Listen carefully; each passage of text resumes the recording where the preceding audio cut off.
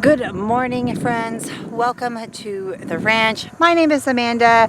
We are a century-old ranch, but we are the corporate prodigal children coming back, trying to resurrect our family farm. So, welcome. Today, it has been a while since I did a garden update, and I want to take you through the garden. It's the beginning of September. Everything's a disaster, a mess, and I want to film this for a couple reasons. One, I want to look back on it and be able to see my progress, I hope. Please, future me, be progress. But two, tell you a little bit about what happened, how we got here, how we turned a mess into some progress, and yeah, where we're kind of going from here. I think in my last garden tour, which was in March, I was already struggling. I had some plant starts that didn't take off, that froze. I'm going to try to stand over here with the greenhouse to block the wind for a second, because I know we had ordered some microphones and they worked for like twice and then they didn't. So anyway, hopefully the wind won't be too bad. Hopefully we can get that situation fixed. But in March, just to kind of catch you up, in March, I think, and I would have to look back, our chickens, we were already struggling. I lost some plant starts. Well, okay, the greenhouse had blew over. I had lost some plant starts to frost. Like, everything was starting out terrible. And y'all, it just got worse from there. We have struggled with the soil here since moving back to the ranch, and it's just been awful. The soil here in Missouri is very clay, very rocky, and it was just not good. Planted all my peppers, and basically they all died. I think 2 plants lived, barely, if you could call that living. So I was frustrated, to say the least. You know, at this point, it's probably May or April, May, and it just went from March to April, May. The garden just kept getting worse and worse and worse. I was trying to get plants out. The plants, we got a ton of rain. We've gotten a ton of rain all summer. Like, our driveway flooded. Y'all, I will insert some pictures. We went paddle boating. I think I put a short up. You can probably look at that. We went paddle boating in our driveway. Yeah. We have never, I say never, I don't remember this much rain in this area over the summer. Like, a lot of times in August and July, August, May, we don't get any rain. So that's Richard. So yeah, it was absolutely, basically our garden flooded. The plant, a lot of the plants that were in there rotted, and the soil again was clay. And I will show you kind of what part of the garden that was just left to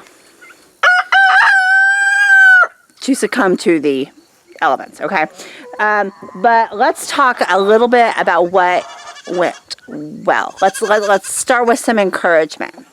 Now, again, mind you, it is the beginning of September. All gardens in Missouri look pretty rough in September, okay? So I am giving you the real, honest, raw look at what we've kind of did. First off, I want to talk about these because they don't look great, but they're a work in progress. There is quite a bit of weeds.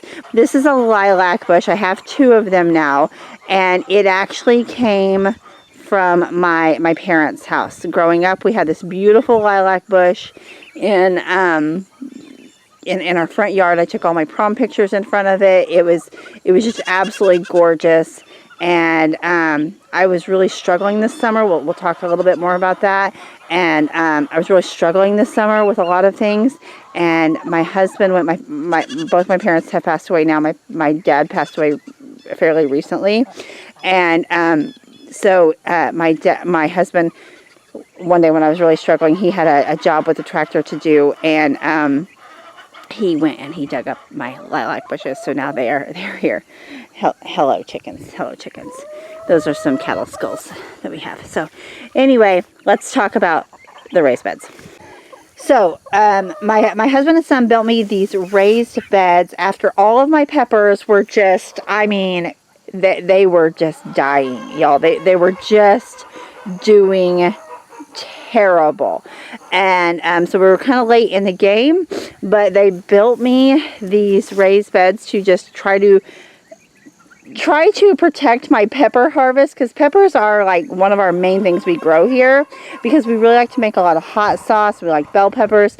So that was my feeble attempt to save the pepper harvest, right? The initial idea was this little garden area.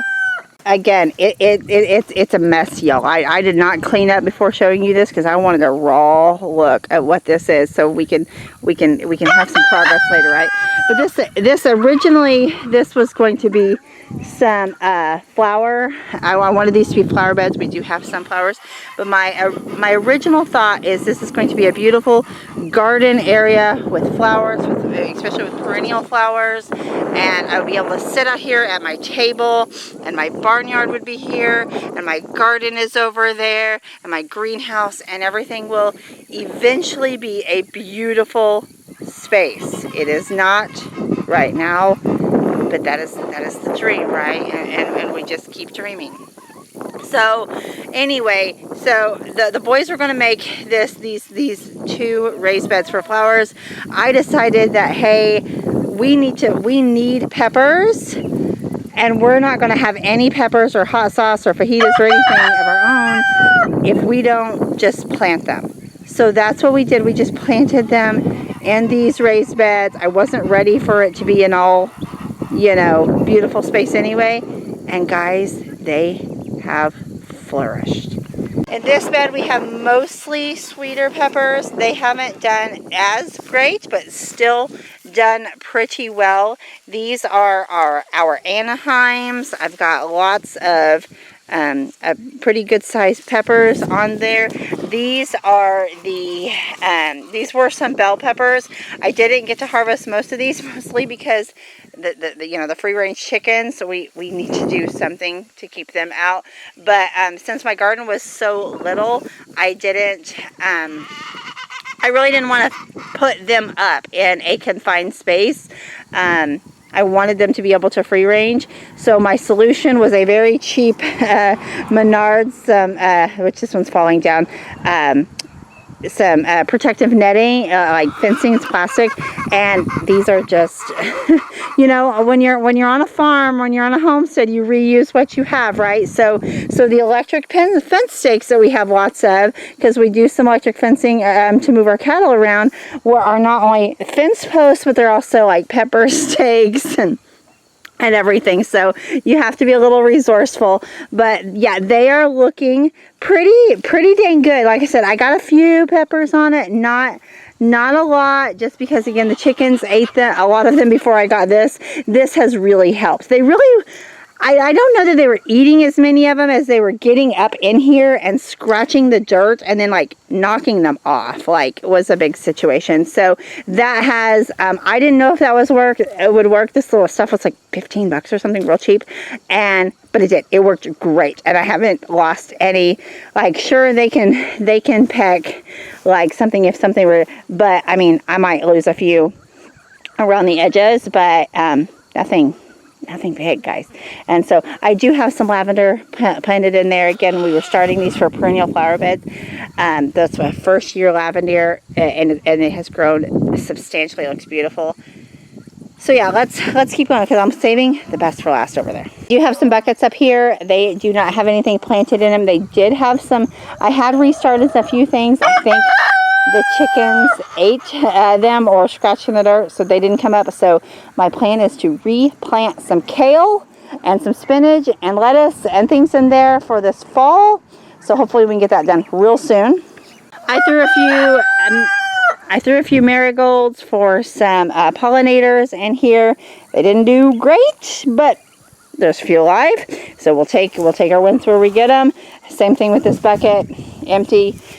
These are ghost peppers. Now, they are loaded with fruit. Y'all, the plants look pretty sad. I'm not going to lie. Like, I mean, when you go over here and we'll see our other ones, they look completely different than this. But we did get a substantial, and again, there's still fruit on this. They're everywhere. Harvest off of this, I have picked, I think the last time I picked like 20 some peppers off this just last week. It's loaded again. Kind of the same situation with this one. The plant doesn't look the best, but it is alive and it does have fruit. Now this other raised bed is gorgeous, y'all. It is just, I mean, packed with life and beauty, and it was definitely my redemption bed, because y'all, I got to thinking, like, I had before we moved back to the farm, I had a successful garden in town, but we had brought in compost. We brought in a big load of mushroom compost, and I called several places here and I could not get it. Like, I don't know if they were just out, or I don't know. For 2 years now, we've really struggled. I know we're a lot more rural here, and so we've just struggled to get compost brought in. So I think that was part of the issue with our raised bed, and then part of our success with our one in town. But I mean, you start to think, is it me? Am I just, I thought I had some experience with a couple years under my belt of pretty successful gardens. We had grew a raised bed and a not a large, but a decent, like, backyard sized garden in ground, and both had done beautifully. And then I come here and 2 years in a row, they just fail. Like, they just fail terribly. Like, we're on our second year. We're about a year and a half in, but we moved here right at garden time. But anyway, this bed, let me show you the abundance of this bed. I don't even know where to start. Maybe we could start at the bottom, right? So look at all of those peppers. And guys, I'm almost like stopped harvesting them because I can't keep up with them. I have made hot sauce after bottles of hot. I don't even know how many bottles of hot sauce I'm at. I think last week I made 14 bottles. I think I had made around that, or maybe even more before that. I've got to get out here and harvest more. We're going to dry some of them. I can't even keep up with, like, what a beautiful thing. I've tried to give some away. We've sold some at some farmers markets. What a beautiful, ghost peppers are not everyone's thing, right? So I understand that. What a beautiful thing to have such an abundance. And you guys, these marigolds make me so happy. They are just, I planted them because I wanted some pollinators by my peppers. Y'all, they have done their job. In hindsight, maybe I planted things a little too close, a little too, I didn't get the spacing quite right. I thought marigolds would be like this, which these are my impatiens, and yes, they have weeds, but they're still alive considering they're in the direct sun, so we're taking it as a win. No judgments there. We come out here in the early morning, and there's bees and pollinators and butterflies, and y'all, they're just magnificent. They are my ray of sunshine in this rough garden, right, that I've struggled with. So again, the peppers, they're in there, right? They're in there. We have in this bed, I have, let's see, 2, 4, 6, I think I had 8 plants is kind of what I had. I had 3 cayenne peppers here, 1, 2, 3, and then I have a Carolina Reaper over there, and we'll see that when we get over there. Maybe 4 cayenne plants and a Carolina Reaper. and this is a 8-foot bed. So it's an 8 by 3 or 4. I think it's 8 by 4. So it's a decent size. I thought I had plenty of room, right? I did it. That's, again, we're not complaining here. We may do things wrong, but we learn, and we are absolutely, like, we have such an abundance, and I just cannot tell you how blessed I am for this garden space. So anyway, the cayennes are doing great. We'll show you those. We do have one sweet pepper in here. I didn't know if it was a sweet pepper or hot pepper when I planted it, and I will show you the tag in a minute. But guys, look at those. And again, I lost all of those once to chickens before we had the netting, and now we have the netting and everything is fine. Like, that's, you know, you can see they kind of peck around the edges there, and again, they probably get a cayenne, and I need to tuck this back in because I've been out here messing with it. But yeah, it's just beautiful, right? It is a beautiful, chaotic mess. Show you how tall these are. I'm 5'5", and they're my size. They're my size. Okay, so that is, yeah, I think we planted 4 cayenne. I planted 1 Carolina Reaper that had gotten stunted by frost. I'll show you that in a second. And I think I have 2 ghost peppers here. And I planted this cute little marigold over here in the corner as a pollinating plant. And as you can see, it has taken over a large area. Again, it's woolly, it's wild, it's beautiful. I love everything about it. Except next year I'll probably plant it outside of the box. You know, right? And so give it a little bit more room. That's okay. Again, look at these peppers. Oh, sorry, there's a spider web. I try not to disturb garden spiders. I do not like spiders, y'all, but I do tolerate the garden spiders for their benefit. We just give each other some room, and sometimes they scare me because they're so big, but I don't kill them. Okay, so here, cayennes, I just harvested.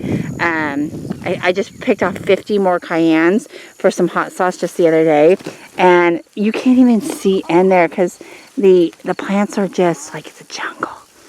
It's like a jungle. It's just beautiful. It's just beautiful. So this plant, I don't know how well it's going to show up because it's, again, it kind of all flows together. So it's hard to show you where one thing ends and one thing begins, but you'll have to use a little bit of imagination here, right? But this plant is a Carolina Reaper, and it got stunted by the frost. And it was a little tiny thing, and I didn't think it was going to make it. But y'all, look at those peppers. Now they have been, they obviously are just now, again, excuse Richard, they are just now starting to turn ripe. As you can tell, my ghost peppers are a few weeks above that. They're ripening everywhere. These are going to be turning ripe about the time I am totally exhausted with making hot sauce. Okay, so let's go talk about the in-ground garden and what happened. Now, this looks pretty terrible, right? And it is very terrible. But let me tell you what happened. We planted pepper plants. Look at you hanging on, being a survivor. You know, you are one in a couple. We have that one, and we have one jalapeno over there that is being a real trooper. Okay, so all of my peppers died, except, again, 1, 2, 3, way to be a rock star, peppers died. Okay, so I'm like, what am I going to do? I had already put down my woven weed fabric. I'm like, what am I going to do? Like, the soil is absolutely terrible. So I decided in a whim, I'm like, I'm just going to plant pumpkins.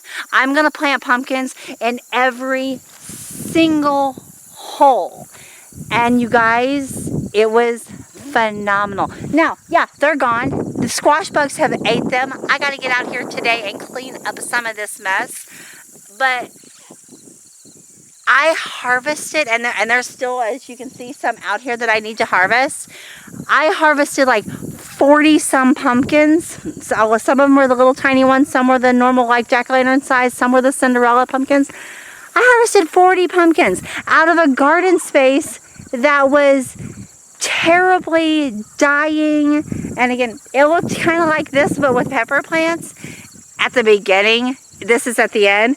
And sure, we don't use any chemicals on our garden. So I did come out here trying to save some with some diatomaceous earth a little bit, but even that I don't like to use too much of because it's not great for bees and stuff. So I was doing it in limited quantities, and you know, finally it came to the elements and the pests, and that's okay. That's just it's okay. You know, I'm learning in the garden and in life. Sometimes we hang on too long. Sometimes we hang on too long, and we get bogged down by what something has turned into, instead of embracing the beauty and the blessing that it gave us during its time. And there's just a season for everything. And sometimes you take your harvest and you move on. And you know, I think that can resonate with the garden, and that can resonate in life. And so I've been struggling this summer. We've had a lot of hard things happen this summer. First, I want to caveat that by saying our family is good. Me, my husband, and my children, by God's blessing, are great. We're doing well. But there have been some extended family situations that have just been hard. It's just been hard, and we've had some farm losses. You know, we lost a cow, and we lost a goat, and it, you know, you feel like you take one step forward and two steps backwards, and it was just so this, and I'm still working full time, and sometimes that's a struggle, and I'm thankful I get to work from home. Eventually I'll be working, you know, from home on the farm. But, yeah, this summer was just really hard. It was really humbling, really hard, and it makes you dig deeper. But in the middle of the chaos, in the middle of the garden is failing, I got a pumpkin patch. And it was, you know, it's died now, but it was beautiful, and I needed it at that time. And it has, I can't even explain how many little pumpkins that we're going to be able to just give out to kids are still in this garden. And what a blessing, what a beauty in all of this. What, you know, some people might look at this and be like, whoa, you got ate up by squash bugs and you lost your whole harvest. But that's not true. We probably have 80 pumpkins, and I don't consider that a failure. And could it have been better? Yep. But I'm really thankful, and I'm really blessed with what we have, and sometimes you have to turn a mess into progress. It may not be, you know, a mess into the most beautiful thing ever. Sometimes it is. Sometimes it is. But sometimes it's not. Sometimes it's just a mess. And sometimes it's, you know, it's just a pumpkin. It's just a small, you know, not even a very big pumpkin, but I love pumpkins, and I'll take them in all sizes. And so yeah, I don't know if it's a success, but it's definitely progress. I definitely turned what would have been nothing into like 80 pumpkins. It's pretty beautiful. So let's talk about something that isn't beautiful. Sometimes, just so, in case you need some encouragement of, man, you know, you ever watch, we watch Homestead Rescue some, love that show, and sometimes we're like, well, we just need some, almost some encouragement that someone else is doing it as bad as us. That's this. It's this. This is 4 rows of corn.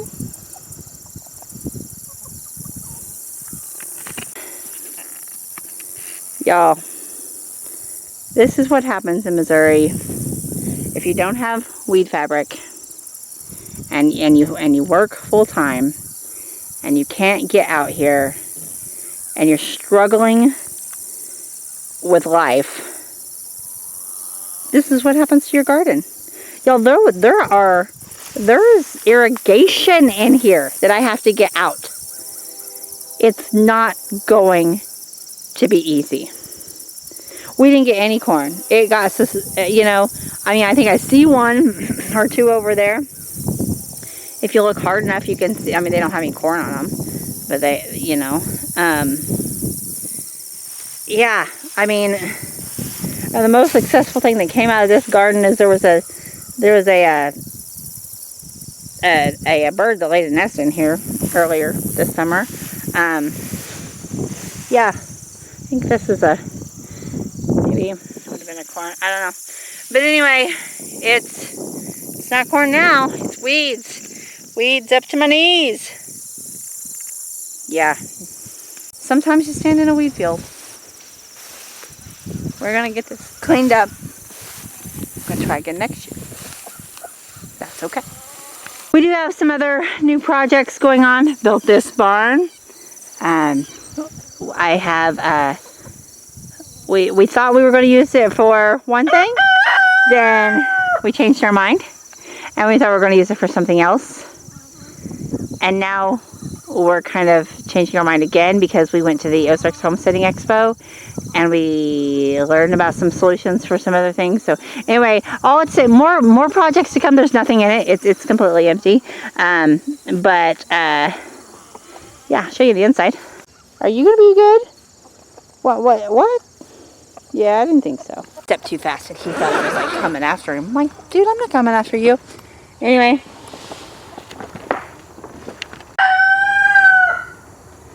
This is a very beautiful, we will be putting up, we put railroad ties here so that we have something to weed eat against. I see you trying to come in here.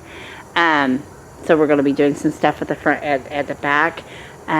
But yeah, this is a 20 by 30 foot barn with, I think, 12 foot ceilings, a little bit taller because we have it on the railroad ties.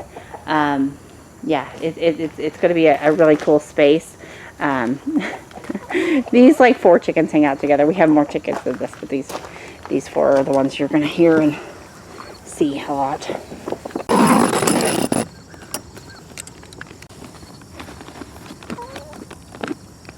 Okay, over here we did plant a couple blackberry plants. They're doing well. The chickens have kind of ate the only fruit that we got this year. That's okay. Again, eventually the chickens will have, we've got some solutions to keep them out of the garden. I just didn't mess with it much this year because our garden wasn't doing well. So it seems silly to keep the chickens in something. They just, hey, you know, do their own thing. So it seems silly to keep the chickens too confined when there wasn't much for them to eat. This is a mess. It looks like a bunch of weeds, and that's basically what it is. But this we had as a start of a compost pile. Didn't work, grew weeds. Yeah, it was a learning in progress kind of thing.